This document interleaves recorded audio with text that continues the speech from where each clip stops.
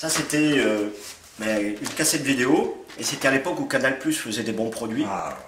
Voilà, et c'était à propos de Fred Astaire, un document totalement français. Hermès Pan aux commandes, c'est-à-dire qu'il racontait, c'était après la mort de Fred Astaire. C'est trouvable assez, ça, je pense qu'il doit être dans les archives de Canal+, mais la cassette, elle n'est pas sortie. Un one shot, quoi. Voilà. Ensuite, alors ça, on ne le trouve plus. C'est aussi un reportage typiquement français, c'est-à-dire Cocorico, faut le faire. Et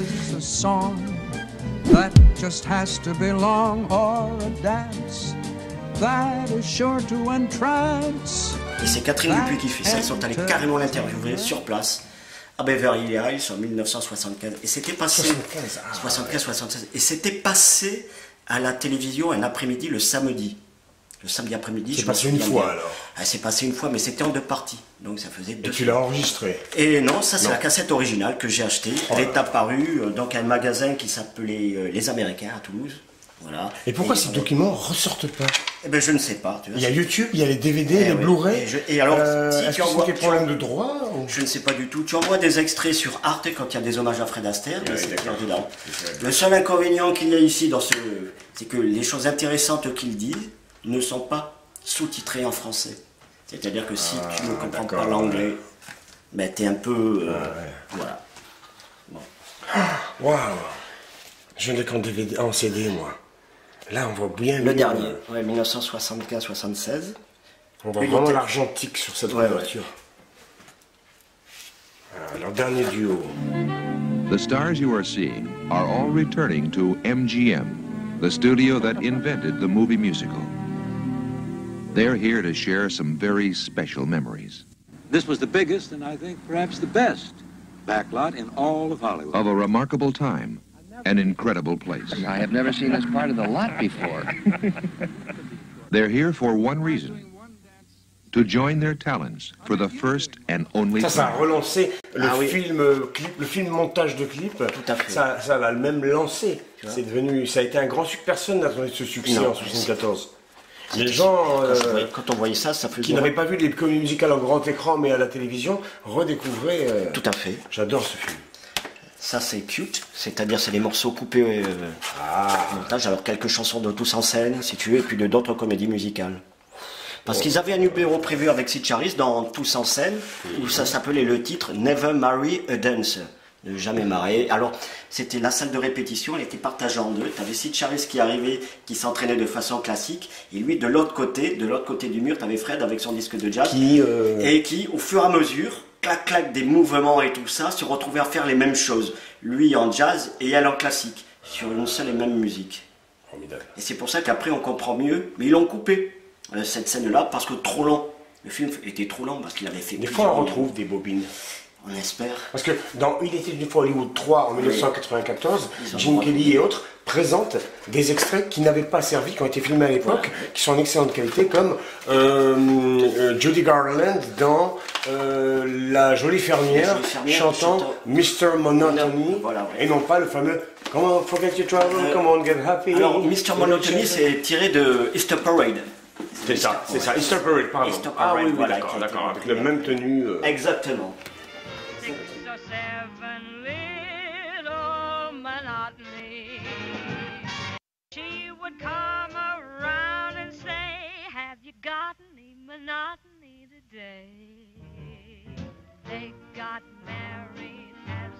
Ça, c'était quand j'étais jeune, je prenais tout ce qu'on pouvait avoir de Fred Astaire dans les journaux, je découpais et je collais un peu, c'était le scrapbook. Ah, un scrapbook. Oui, alors ça je le dois à mon ami Christian, qui lui, c'est lui au départ qui m'avait montré ça, il le faisait avec Elvis Presley. Il découpait, etc. Je dis, oh mais ça c'est chouette ça. Et du coup, voilà, tu vois, le scotch est un peu jauni. Et c'est tout ce que j'ai récupéré dans ma jeunesse de Fred Astaire. Bon, j'écrivais, voilà. Voilà, il y a tout ce que je trouvais. Et tout ceci, et je me suis jamais arrêté. Film par film, bon voilà. C'était beaucoup plus facile de trouver à l'époque des cartes postales Fred Astaire, des magazines où on parlait de lui, que maintenant. Maintenant, on trouve plus grand chose, en fait. Sauf peut-être en Espagne. Photocopie. Ziegfeld Folly. Waouh. Ah ben c'est du boulot. C'est écrit tout petit. Je vais accélérer un petit peu. Voilà. Bon, j'adore Sid Charisse et c'est vrai que d'après Arthur Freed, c'est sa meilleure partenaire. Pour lui, c'est Sid Charisse. Il disait il n'y a pas photo. Je lui dis que c'est pas faux.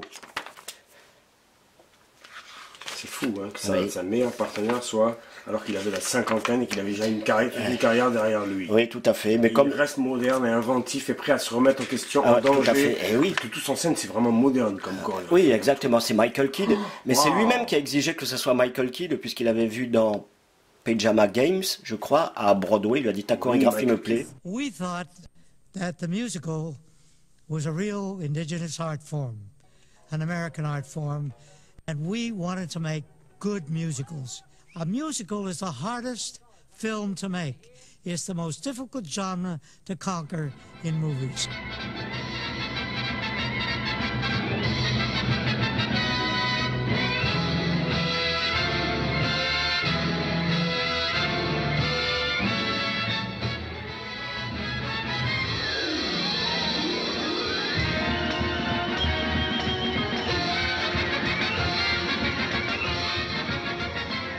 Movie musical is the hardest thing to accomplish in cinema, in movie making. Oui. C'est-à-dire le musical est le domaine du cinéma le plus dur à accomplir à cause de la perfection qu'on veut atteindre. C'est pas juste une scène d'action où il faut quand même une chorégraphie ou quoi, mais voilà, il dit ça et il voulait, lui, il dit, nous voulions créer une forme d'art indigène. Soit des États-Unis. Exactement. Et ça me fait un petit peu râler quand j'entends dire que la comédie musicale est un art mineur. Ce n'est pas un art mineur, ce n'est pas vrai. Ce n'est pas vrai. Qu'on me montre pourquoi c'est un art mineur.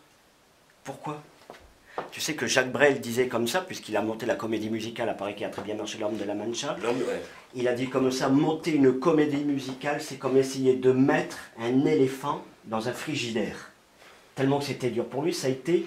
Le moment le plus dur de sa vie, ça a été de monter ça la comédie musicale. Ah, oui. Tous les soirs, il se donnait à fond, il voyait, donc quand ça a été joué avec succès, L'Homme de la Mancha, et on lui disait, d'ailleurs, il est tellement bon dans ce rôle-là, il meurt trop bien, Jacques Brel. Ah ouais, c'est là où il chante, rêver un impossible rêve. Porter le chagrin de départ, jouer le possible fier, non, partir où personne ne part, aimer...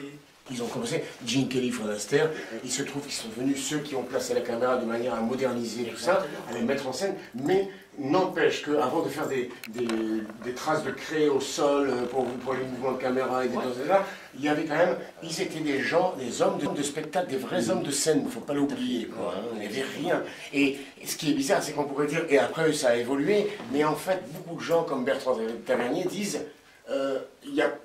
la perfection s'ignore. Quand on dit à Stanley Donen, il est surpris qu'on n'a pas fait mieux depuis. Exactement. Qu'on le veuille ou non, on nous impose des priorités, c'est pour ça que les gens rêvent de moins en moins. C'est ça. La culture devient de plus en plus non accessible. Et je voulais celle d'un Américain à Paris qui était dans ce style-là à l'époque. Je l'avais vu 50 francs, 120 par 160, un truc énorme. Maintenant, quand j'essaye de la voir... C'était des affiches tricolores, ça. Ouais, c'est certain. J'ai Jailhouse Rock, comme ça. Ouais, ben voilà, tu vois. Mais toi, tu aimes bien aussi ce qu'on appelle les collages. Voilà, c'est ça. Ouais. Il y avait des artistes peintres qui retouchaient les photographies. Même carrément quand c'était, tu vois, ces affiches que j'adore, tu vois, par exemple celle de James Bond. Là c'est tout dessiné, quoi. C'est vraiment, c'était un métier de dessiner des affiches de films. Ça manque, ça. Maintenant, c'est froid. C'est froid. C'est inhumain. Non, voilà, exactement. C'est pour ça que, bon là, tu vois, avec Indiana Jones, ils ont essayé de redonner ce vieux côté. Ils y reviennent. Ils y reviennent. Il est mal à l'aise parce que tant d'honneur, c'est ce qu'il lui a dit à sa femme, si tu veux. Il lui a dit, j'ai reçu toutes les honneurs possibles et imaginables qu'un acteur puisse avoir. Il disait, dans ma vie, ça suffit. S'il te plaît, ne laisse pas les autres le faire une fois que je serai mort, parce que, on va dire, fais-le de mon vivant, mais pas de ma mort. C'est un petit truc, tu vois, son dernier film. Oui. Un tribute from Bob Pope. C'est Melvin Douglas, là. Eh oui. The way, the American way, the world is the stage is the world of entertainment.